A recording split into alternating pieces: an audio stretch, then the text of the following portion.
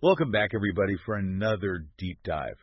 We're hearing more and more these days about renewable energy and the need to transition away from fossil fuels, but one of the big challenges is figuring out how to store that energy when the sun's not shining or the wind's not blowing. Exactly. That's a major hurdle.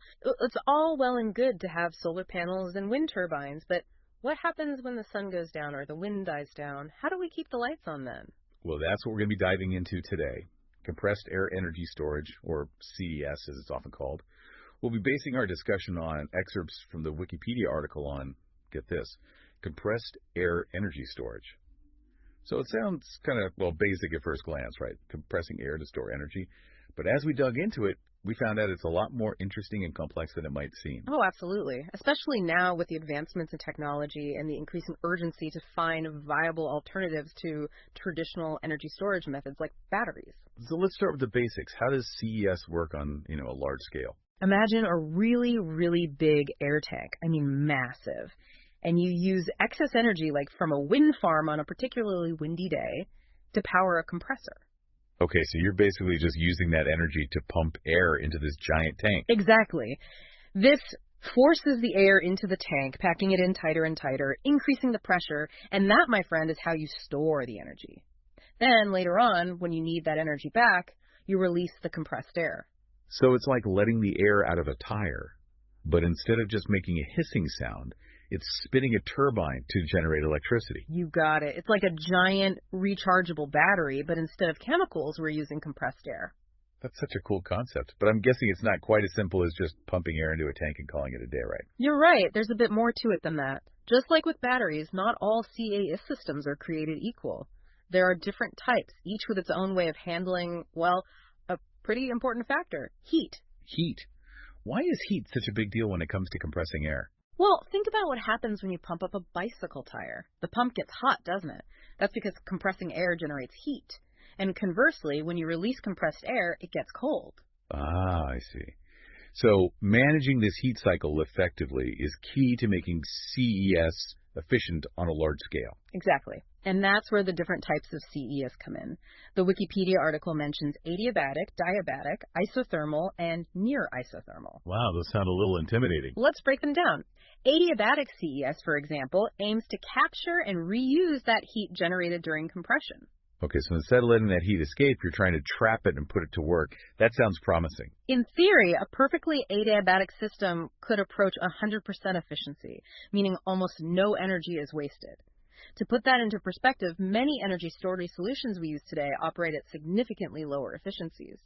However, achieving those ideal adiabatic conditions in the real world is a huge engineering challenge. I can imagine. It's kind of like trying to create the perfect thermos that keeps your coffee piping hot without losing any heat to the surroundings. A noble goal, but tricky in practice. A perfect analogy. Current research in adiabatic CES is focused on finding ways to contain and reuse that heat effectively, with some estimates suggesting a more realistic efficiency of around 70%. Now, on the other end of the spectrum, we have diabatic CES, the most common type in use today. And why is that? If adiabatic is potentially so much more efficient, why are diabatic systems more common? Well, they're simpler to build. They don't require the complex insulation and heat recovery systems of adiabatic CS. But, and this is a big but, they often use natural gas to reheat the air before expansion. That doesn't sound very clean energy to me. You've hit upon the trade-off. While diabatic systems are currently more practical, they're reliant on fossil fuels like natural gas, does impact their overall environmental benefit and long-term sustainability. So it's a balancing act between what's achievable with current technology and what's ideal for a truly clean energy future. You got it. And that's what makes this whole area so fascinating, finding that sweet spot between innovation and practicality. So before we get too far, I have to bring up something that really blew my mind when we were doing research for this. The Wikipedia article mentions that compressed air power has been around since the 1870s, like way before anyone was even thinking about climate change or renewable energy. It's true. It's a fascinating bit of history. Back then, they didn't have the same energy storage needs that we do today, but they were already using compressed air in some pretty ingenious ways. Yeah, like the article mentions cities. Like Paris, they use these complex compressed air systems to power things like clocks in the city, and even some factories. It's amazing to think that they were already harnessing the power of compressed air back then. It really speaks to how adaptable and versatile compressed air is as a technology, and it's interesting to see how these older ideas are being revisited and reimagined in light of our current energy challenges. Speaking of reimagining, we have to talk about some of the more futuristic storage ideas being explored. This is where it gets really wild. The article mentions using, get this, underwater bags. Underwater bags. How does that even work? It sounds like something out of a science fiction movie, right? But it's a really innovative concept that takes advantage of the natural pressure found at depth in oceans or lakes. So you're saying instead of building these giant tanks on land, we could just be dropping giant airbags into the ocean. Essentially, imagine a really heavy-duty, flexible container anchored to the seafloor. You pump compressed air into the bag, and the surrounding water pressure actually helps contain it. So the deeper you go, the greater the pressure, and the more efficiently you can store the air. Exactly. And here's another advantage, because water is much denser than air. You can achieve much higher storage pressures in these underwater bags compared to above-ground systems, potentially using a smaller volume for the same amount of energy storage. That's incredible. But holding compressed air underwater like that, it just seems like, I don't know, there must be some serious engineering hurdles to overcome. Salt water is corrosive, right? Oh, absolutely. Material science is a big one.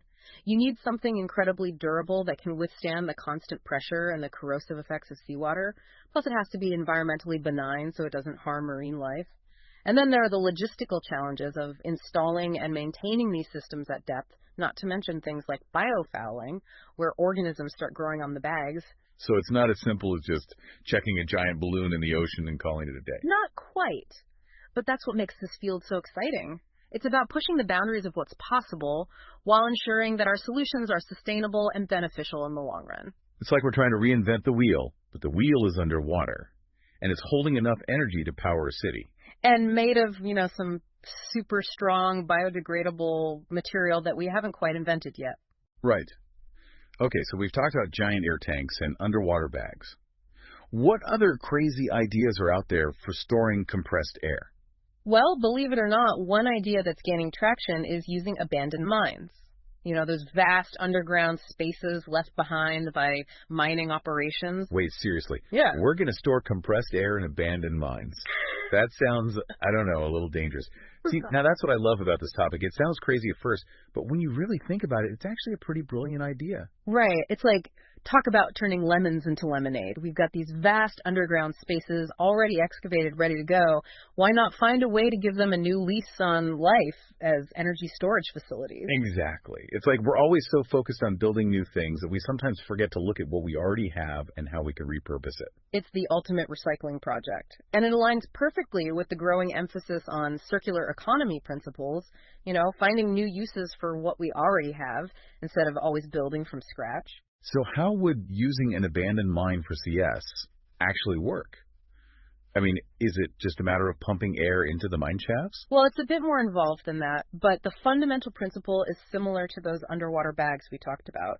You're using a confined space to contain pressurized air, but mines, they offer a really unique advantage because they often have just massive volumes. We're talking about gigawatt hours of potential storage capacity. Gigawatt hours. How much is that, like in terms of, powering homes? Enough to power a small city for a significant amount of time. But, and this is important, not every abandoned mine is suitable for this. You need the right geological conditions, stable rock formations, minimal risk of leaks or collapses, and ideally a location that's relatively close to where the energy will be used. There's a lot of surveying and analysis involved before a mine can be repurposed this way. So it's not a one-size-fits-all solution. Exactly. But in regions with a legacy of mining, it presents a fantastic opportunity, right?